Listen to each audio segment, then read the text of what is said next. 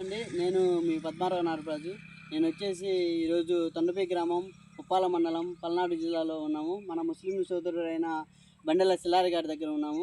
నేను వచ్చేసి ఎకరం బాతిగా ఎకరంన్నరలో మంది ఎటర్నా సీడ్స్ వారి గరుడ డబల్ నైన్ వేసి ఉన్నారు. ఇంకోసారి చెప్తున్నానండి, ఎటర్నా సీడ్స్ వారి గరుడ డబల్ నైన్ అండి. నమస్తే అండి బండెల సిల్లారి గారు. నమస్తే సార్. ఏంటండి ఎలా ఉంది మన వెరైటీ? బాగానే ఉంది అయ్యా.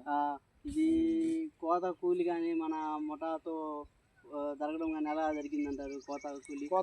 కోత మన చైన్ మీద అల్లుకుంది సేమ్ చెట్టు లాగా. ఓకే. కోత గోల్టానికి కూడా పాపం కూలి వాళ్ళు ఇబ్బంది పడ్డారు. ఒళ్ళు పెట్టుకోవటానికి కూడా ఇబ్బంది పడ్డారు. బాగా అల్లుకున్నాయి. ఫస్ట్ కోత మైలా కోత ఫస్ట్ కోత ఎన్ని అయితే అనుకుంటున్నారు మన ఇప్పుడు?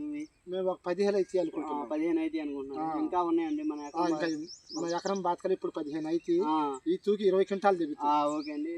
మళ్ళీ మూడో కోత ఒక 10 క్వింటాలు. ఓకే అండి. మన కలర్ గానీ సైజు గానీ సైజ్ గానీ సూపర్ బాగా ఉండయి. ఇప్పుడు మా చేలో బట్టి మా పిల్లలు కూడా ఉండాలి. వచ్చే సంవత్సరం మేము కూడా ఇత్తనం అని కళ్ళం కాడికి వచ్చి చూసుకుంటున్నారు. ఓకే అండి. ఓకే, ఇది వచ్చేసి సార్ నమస్తే అండి.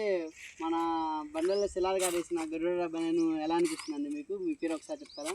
నా పేరు గంగాన కాశీ సేదా. ఓకే అండి. మన పై పట్టాను చేంజ్ చూడటానికి పోయాం. కలర్స్ కానీ నల్లికి కానీ ఏదైనా బాగానే తట్టుకుంటుందండి, బాగానే ఉందండి. ఓకే. ఇంకా మనకి పోయినసారి మీద ఈ సంవత్సరం ఇంకా బాగుందని చెప్పి అంటున్నాడు మన సిల్లారి గారు. చేను బాగానే ఉందండి.